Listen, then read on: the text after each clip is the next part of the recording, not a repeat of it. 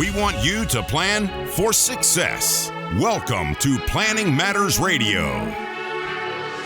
Peter, it is really good to see you. We have some important topics to discuss today. Of course, it's proactive planning for 2023 and 5 key resolutions. 2022 was such a brutal year for investors.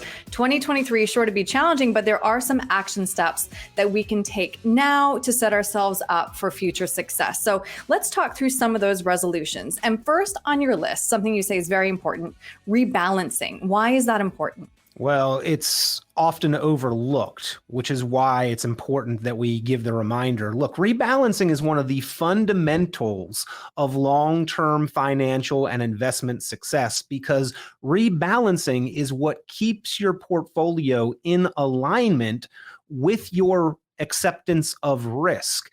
Erin, I don't know if you've ever driven a car that has been out of alignment. It's the worst. Yeah, it keeps veering off to the side. Yes. And what would happen if you just let it go, right? It would be dangerously off course and you run the risk of getting into a bad accident. And you know what? Even if you kept your hands on the wheel, a trip is not usually just a straight shot. It takes some work to get to your destination, to keep it between the ditches, so to speak. And what rebalancing is adjusting, right, along the way to maintain the proper course. So on one hand, we've got the point A to point B, and we need to make sure that we are doing the work to keep the portfolio on track and on course. I think that is the regular rebalancing, kind of the minimum amount of time and attention that somebody should be paying to their portfolio, going in and realigning it to your risk tolerance, probably at least once a quarter. But even in more significant circumstances, when there is a major market correction, this becomes all that much more important. And a lot of people's portfolios become out of alignment over time or in the midst of a major market move, either up or down, by the way. And so regularly checking up on that alignment, taking the car into the shop, so to speak, going and consulting with your planner or advisor to make sure that your portfolio matches your acceptance for risk and is on course to get you to your intended destination is very important. And again, Erin, all too often overlooked, which is why it's number one on our list for resolutions or goals for 2023. I feel like that's one that I can keep for sure. Absolutely. Now, number 2 on your list, minimum time and attention. Right. That should be paid to your money. Right. Number 2 on your list, pay down debt and lower expenses. I feel like this is probably very common as far as anybody setting financial resolutions for the new year. Sure, except that American society nowadays finances more of the day-to-day purchases in life. I mean, we put the trip to the grocery store on the credit card. We put the gas on the credit card. We put the drive-through line on the credit card. Well, because the interest rates rose so much in 2022 and are slated to continue rising in 2023, those daily purchases, along with financing more major purchases like automobiles or homes, are all that much more expensive. The big one in my mind, though, is the daily purchases. I'm a Dave Ramsey SmartVestor Pro. I'm not really a fan of using the credit card at all, but so many people do. If we can get those paid off, paid down, eliminated, not carry debt over more than month to month, it would go a long way in improving everyone's financial picture and progress and monthly cash flow. It would give you more expendable, disposable cash each and every month in your pocket. Right. And just to kind of underscore the obvious, Peter, one of the reasons it's so important is we know the Fed is going to continue raising interest rates, which makes our debt more expensive. Yeah, absolutely. Again, from your home to your vehicle, your student loans, especially the credit cards.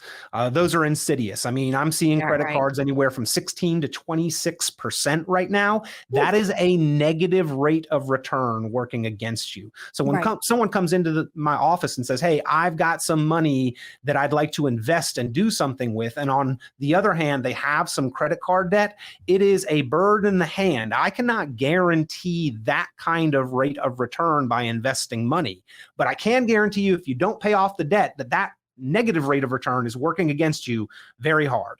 Right. And next, number 3 here, keep saving for retirement. This is always important, but also, Peter, just to touch on something that we've spoken about earlier, new retirement account limit contributions. They're up significantly for 2023. And they need to be. I mean, retirement, we are finding out, cost more and more, and things in the future cost more anyway. So I'd love to see them even higher, but most people don't take advantage of the maximum amount that we're able to save anyway. But whatever you can do, whenever you can do it, as early as you can, and continue the process, save for retirement, folks. And the benchmark in my mind for doing what you should be doing for contributing toward traditional retirement investment accounts is that 15%. Pay yourself first, get 15% of your gross household income put away in traditional retirement long-term investments, your 401ks, your IRAs, in some form or fashion. We need to be doing as much as possible for retirement. And we can talk about the order of operations and the best place if we maybe do a future episode on where and how to determine what tools to use, but that should be a priority. We should be striving toward at least that 15%. And yes, the contribution limits for 2023 up a little bit, maybe allowing a few more dollars to get into those accounts, which is a good thing. It is good. All right. So, Peter, next on your list, update your estate plan / beneficiaries. You know, when we think of estate plan, it's so much more than just your home. So why is this so important?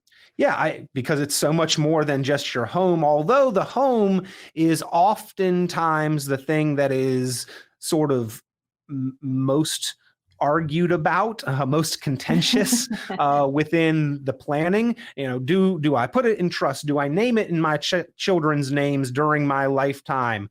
Is there anything that I can do to protect it against Medicaid spend down requirements? There oftentimes is not specific documentation as far as beneficiaries on a home. So the home is important, yes, but all of the assets, I mean, the investments, the bank accounts, the IRAs, you need to look at how these things are going to transfer. Have you documented how you intend to have them transferred? Because nothing can cause infighting amongst the family or just complications that you do not want to place on your family more than an unaddressed estate plan, not properly documented, not properly discussed. You got to prepare the money for the people. You got to prepare the people for the money. So there do need to be discussions, and there needs to be careful legal planning, which you slide up on screen now in some of the tools. But that probate process, by and large, can be avoided with the majority of assets just by properly naming beneficiaries and discussing these during your lifetime. And unfortunately, I've seen a lot of out-of-date beneficiaries or no beneficiaries listed on accounts whatsoever. Those beneficiaries can be named right within the IRAs or the 401ks and bypass the probate process. Probate, by the way, I've heard it defined as a lawsuit that you place on your family on behalf of your creditors after your death. And I thought that was a pretty appropriate description of what probate is. Right. If we can avoid it with the majority of our assets, why wouldn't we take those simple steps? It doesn't take a lot of time. So just double check it. And it is so important. There's so much that can be addressed because the passing of assets, yes, that's important after your passing, but the estate documents also cover what would happen in the decision-making process if you could not make those decisions on your own behalf. Who do you trust to make financial and healthcare related decisions? And we have a network of attorneys that we work with to help our clients make sure that those things are addressed. And in our reviews, we always double check beneficiaries and the setup of accounts, whether we are in control of them or if they are outside of our direct view. And again, naming those beneficiaries or making sure they're up to date, again, a very easy process, something that we should be doing probably more often. Can be easy, but unfortunately, when it's forgotten, it also can lead to a lot of unnecessary and increased difficulty and heartache on a family. Right. And the last resolution here, we have proactive tax planning. What does that mean to you? It means looking ahead rather than behind. So we're in the midst of the time of year, maybe on the front edge of when people are really thinking about all the forms coming in the mail and preparing and filing. But that is all historical. That is looking back at last year, what has already happened. It's a very important process, but it is not proactive. And we are in a planning mentality, looking ahead and being proactive. And with any financial move you make, there are tax considerations and implications that you need to be aware of and plan forward to better control. And taxes are a expense that we will all face. There's never been a dollar that has been created or earned or grown or invested that the IRS did not have some kind of tax plan for, but you can, in many cases, control and minimize taxes, even some certain circumstances. We've talked about episodes on this as well, where you can eliminate taxes on certain dollars altogether. So being proactive in your tax planning, looking forward, can be one of the most effective things that you can do financially. It is not what you make, it's what you keep. It's not what you have, it's what you get to keep out of it. And that is a very controllable expense in many ways. Yeah, very well said. Well, I feel like these are 5 resolutions that I can definitely keep, but I know you're going to keep me honest, Peter. So this is a very important conversation. If somebody would like to talk through anything that we've covered today, what's the best way to reach you? Yeah, to look at those opportunities, or even just for some accountability. If you need somebody to sort of hold your hand and make sure you do it, give us a call, 919-300-5886, 919-300-5886, or you can visit online, RichonPlanning.com. It looks like Rich on Planning is my last name. You can also email me, Peter@RichonPlanning.com.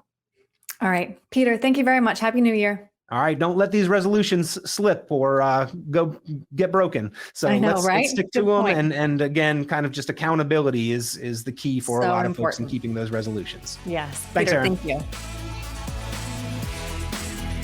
This has been Planning Matters Radio. The content of this radio show is provided for informational purposes only and is not a solicitation or recommendation of any investment strategy. You are encouraged to seek investment, tax, or legal advice from an independent professional advisor. Any investments and/or investment strategies mentioned involve risk, including the possible loss of principal. Advisory services offered through Brookzone Capital Management, a registered investment advisor. Fiduciary duty extends solely to investment advisory advice and does not extend to other activities such as insurance or broker-dealer services. Advisory clients are charged a quarterly fee for assets under management, while insurance products pay a commission, which may result in a conflict of interest regarding compensation.